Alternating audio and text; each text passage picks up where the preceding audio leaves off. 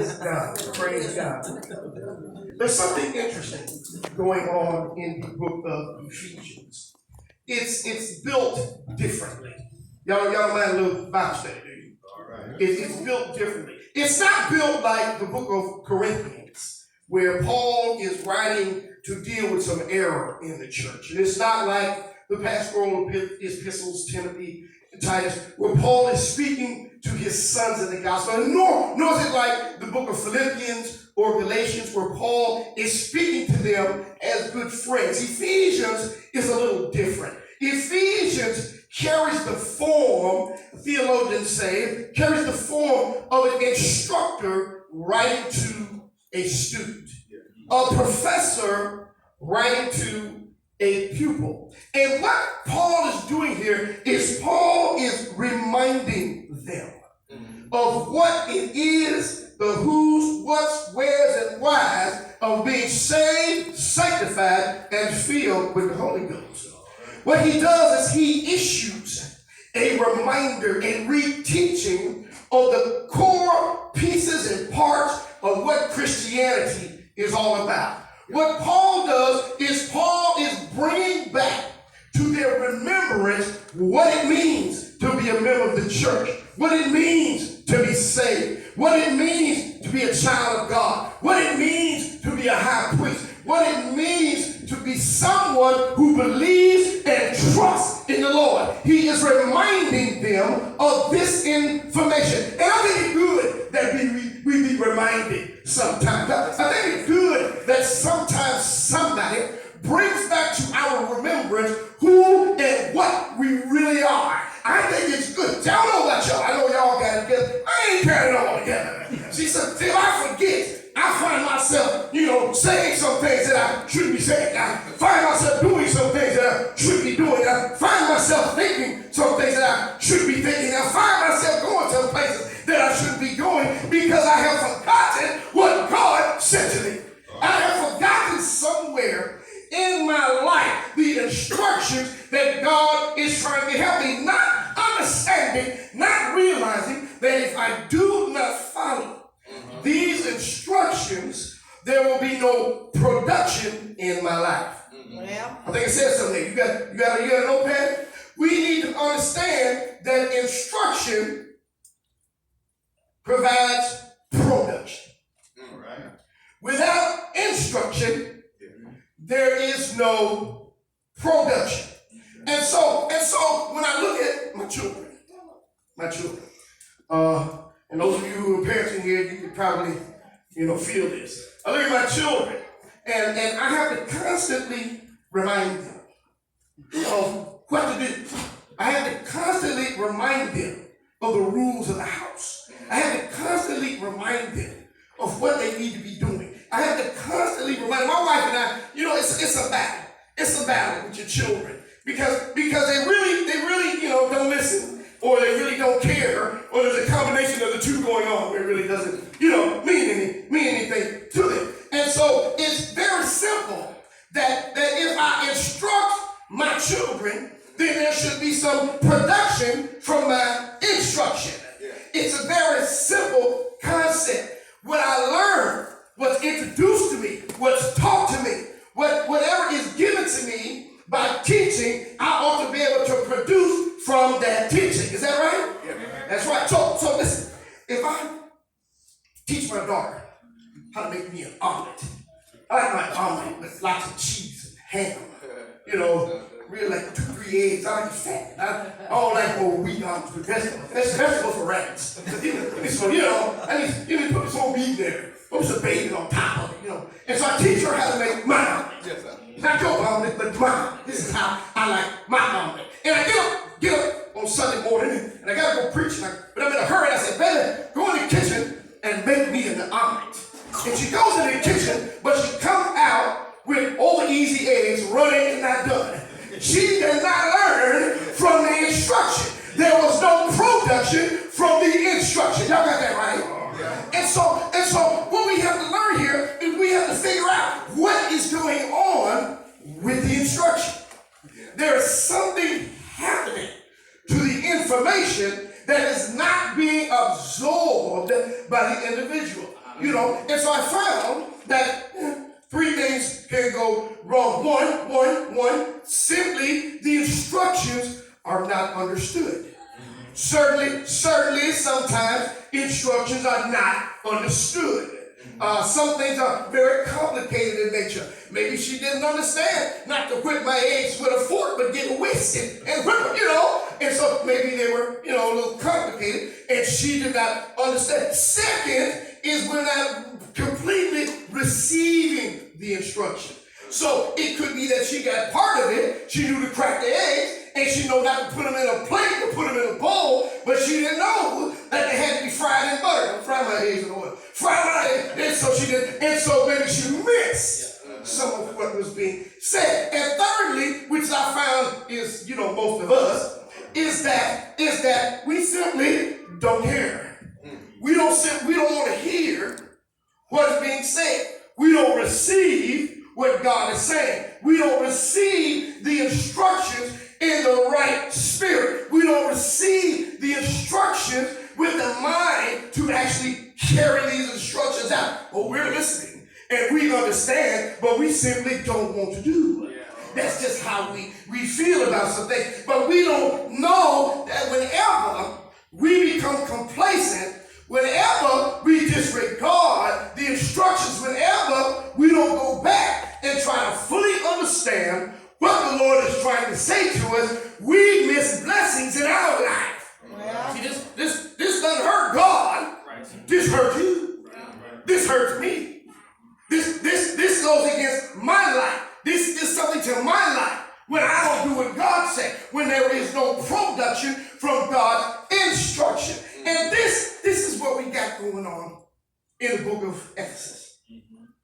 What Paul is doing is he's encouraging them, based on their faith, based on the instructions of God, to produce something from what has been taught. Now keep this in mind. Instruction brings production. Keep this in mind. This is what it does. And so what happens is that we don't produce a lot of times. We don't build something from what the Lord has given us. Because if we build something, then we will become responsible. Absolutely. We become responsible for what should be built. Whenever we accept the instruction from God, we now have a responsibility to build what God asked us to build. And so what we'll do is we'll feign ignorance. Or we'll act like we don't understand the instructions. Why? Because we don't want to produce from the instructions that we receive. Y'all got that, right? Okay, so what's happening is that many times we lose our blessing. We lose our ability to be free from the problems of life. We lose our ability to handle what's going on a day-to-day basis. We lose our ability to see things through God's eye. We lose our ability to see things clearly. We lose our ability to stand fast when things get hard. We lose our ability to hold on when things are falling apart. We lose our ability to stand for the Lord when other folks are falling to the wayside. We lose our ability to be who and what God asked us to be. We lose it simply because we're not producing from the instructions. Is that all right? And so Paul is saying, he's saying, listen. There are some spiritual realities I need you to get your hands on here. And this is why he's writing this book. He says there's some spiritual truths I need you to touch here. I need you to grasp it. I need you to hold on to it. Because when we as people receive the gospel of Christ, we become responsible for what's going on through the gospel of Christ. So if we want to receive the blessing from salvation, we have to understand that there is a responsibility to the blessing of salvation. There's something there that we need to do. There's something there that we need to understand. There's a responsibility there that we need to make sure that we take care of. We need to be about the Father's business. Amen. instruction, or pretend we don't understand the instruction, there is no production, then that means there's no progress in the church. That's right. That's right. Bless you. There's no progress in the church. When there's no progress in the church, there's no progress in your life. We're the ones that fall short. We're the ones that have to do without. We're the ones that suffer. We're the ones who don't understand. We're the ones that have no power. We're the ones that being beaten. We're the ones that depressed. We're the ones that's held back. We're the ones that's broke. We're the ones that's towed down. We're the ones that got all of these issues going on because we are not producing from what God said produce from. Is that all right? I'm a towel. I promise that won't be long. So let me help you understand something. When we obey the gospel, it is a selfish act. What do you mean? What do you mean? When we obey the gospel, it's a selfish act. What do you mean, selfish? Peter said, so many other words, he sort of testify. He says, save yourself from this untoward generation. Yes, sir. Yes, sir. Save yourself. I read that somewhere. Okay? And so when we obey the gospel, it has nothing to do with God. It got nothing to do with our mama. It got nothing to do with our daddy. It got nothing to do with our children. But it has everything to do with our own soul. Pay attention to this now. This is very important. It has everything to do with me. I hear the gospel, I obey the gospel, I'm baptized, and I'm added to the church. So that my soul is saved. Is that all right? That is the last selfish act you'll never commit as a Christian. Well, that's it. Amen. Because what God does is God adds us to a body. That's right. He puts us in a place where it's no longer about me, but it's about us.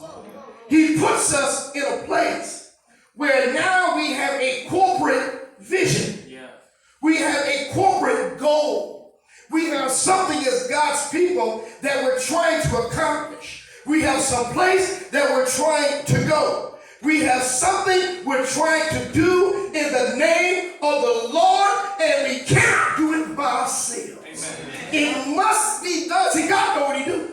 It must be done corporately. It must be done together. It must be done as one. It must be done through the power of unity.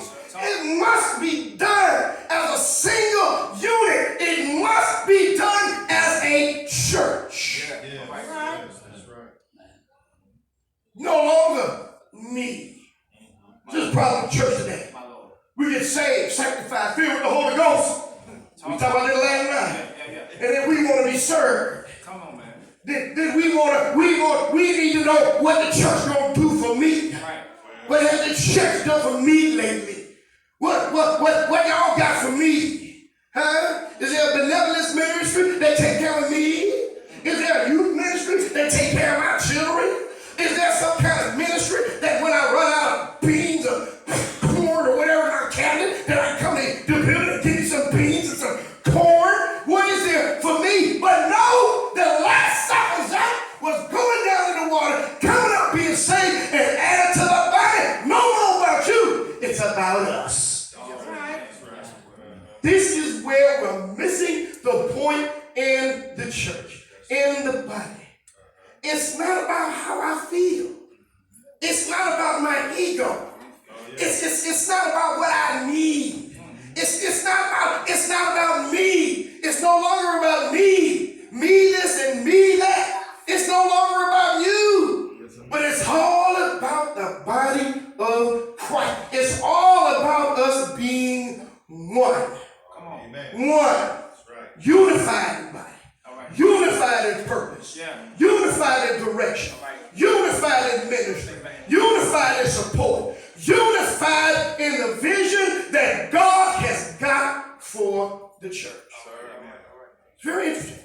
Very interesting. So, keep in mind that instruction brings production. Understand that you cannot validate who you are as a person, as a Christian. You can't validate who you are as a person, as a Christian, apart from the instruction production cycle. It's a cycle. Okay? So if I have a problem and I deal with it in a particular way, and it's the wrong way, then that validates whether or not I'm in the right place, with the right mind and the right attitude. Y'all with me here? So the instruction should bring production. It should bring a cycle. Understand also that God placed us within the body for a particular reason. He put us all together. The last 7 that was me going down in the water. When I came up, it was no longer about me. It was all about Christ. Understand these concepts. You got it there? Now. Watch this. Paul uses the body as an image of moving forward. I'm going to teach you how you're going to be provision for the vision. He stresses here this one verse. I want you to watch this. Watch this. If we go to Ephesians 4 and 16, watch this. It's all right here. It's all bound together. He says, God made the whole body fit together perfectly or completely. Yes, sir. So what God did is when you obey the gospel, you said it's no longer about me, but it's about you, Lord. You obey the gospel, and you said, God, I need my life fixed, and the only way I can get it fixed is that you get your hands on my life. I got to give it to you. When you obey the gospel, and the Lord adds you to the church, he puts you in the body. What he does is he puts you in it completely, perfectly, understanding that God knew what the body needed before you were ever saved. It's very interesting. So he says that he put it together. You see, God saw the church before man was ever made. God understood that there was needed to be a vehicle to get us from earth to glory. God understood this. And so God made provision for the church. Before Adam and Eve ever walked on this earth, God knew you. He knew you. He knew me. And what he did before we were ever born, before we were ever conceived, before our mother and father got together, before any of that, the foundation of the world, God knew who you were. He knew you. He understood you. And what God does is God looked way over here in 2020. And he says, this individual right here, this individual is going to accept the gospel of Christ. They are going to stop being selfish, and they are going to give themselves to the body. And so what I'm going to do is I'm going to give this person this. I'm going to give them this. And they're going to take this gift, this anointing, this blessing, this thing that I put within their life, and they're going to be put within this body completely. Completely. So what God does is God looks at you before you were born. Your spirit walking around heaven all day. You haven't made the transition to earth yet. And he said, what I'm going to do is I'm going to bless you. I'm going to give you this particular gift. It's a gift that I need in this place at this particular time. And I understand that, somewhere along the way, you're going to have some problems. I know somewhere along the way, you might be lost. I know somewhere around the way, you might be hurting. I know somewhere around the way, you might get betrayed. Somewhere around the way, you might get sick. Somewhere around the way, somebody might break your heart. There's going to be some damage. There's going to be some hurt. There's going to be some issues. But when you give yourself to Christ, what's going to happen is that God is going to anoint that gift, activate it, move it, shake it, so that you can be who God asked you to be within the body of Christ. We miss this whole point. You are not a bunch of Holy Ghost, filled, saved, sanctified marbles thrown in a bucket and chucked into a building, however it goes. Wow. Each and every one of us have been used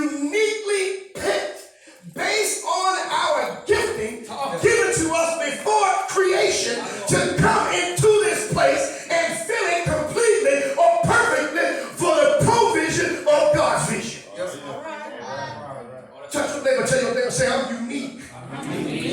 Tell your neighbor, I'm special. I'm anointed. I'm blessed. I am provision for God's vision. You want to praise God right now because you're special. See, some folk will look at you and say, oh, you ain't special. You ain't nothing. Who are you? What are you? Real talk. They'll knock you down. And they'll talk about you. But they don't understand. Like, baby, I'm blessed by God. I got the anointing of the Lord in me. You need to look at me in the right way. Because I'm part of a body. And that body is going somewhere. It's not my fault you lost. But God then gave you a better gift too. All you got to do is bring yourself with me. And what I'll do is I'll help you commit that last act. And then Lord will add you to a body. And you will see your gift anointed, empowered, and pushed to its limit. God will maximize who and what you are. Yeah. God looks at everybody's gifting because he says he builds it completely. He builds it perfectly. He looks at everybody's gifting. And he strategically places you within the church to do a particular function that he has anointed you to perform. Check this out. I'm talking about my wife. She's going to let me hurt this down. I'm a sympath. That's one of my giftings. And I preach, I teach, and whatever else. But I'm a sympath. I'm very good at being sympathetic. Okay? So sympathy is where I can look at your situation and I can feel bad for you. Your situation might be rough, baby. And I may pray for you, may have a word for you, sing a song to you, and do what I can to encourage you and bless your life. I'm a sympath. Okay? So what I do is I can stand outside of your problem. Okay? And I can comfort you from outside of your problem. Okay? I'm sympathetic. My wife is gifted to be empathetic. Those are two different words. This is her gifting. What she's able to do. Whereas I'm up here, and I can preach to you, brother. You going through. It's hard. And the Lord said, God said, pray for you. Holy Ghost. What my wife can do is she's an empath. She can feel his pain. As if it were her own. She feels your hurt. She feels your anguish. She feels what you're going through as if she were going through it herself. And what she's able to do is not stand there and teach, but she can get in the space with you. And you're no longer alone in your space. She can sit down with you and feel you and understand you and know you and feel your pain and minister to you and worship with you and help you understand that God is on your side. She can sit right there with you and hold you and she can absorb your hurt and you know that there's somebody who understands.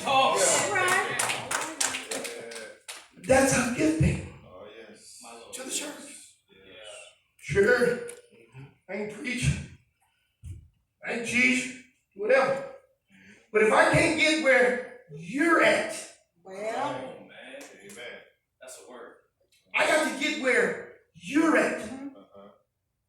I can do it, but it's hard for me because my sympathy gets in the way. It's my gifting. I give you an encouraging word, baby. I tell you, pray for you. Pray hard. Pray hard. But I can't feel you. Push you back. She can feel you. So watch this. Watch this. This is powerful. So what God does is God puts us in the body for a particular purpose. Yes. Based on our unique gifts that were assigned to us prior to us ever walking this earth. God did not just randomly chuck you in here. No, he put you together with each and every unique gift that you have as members of the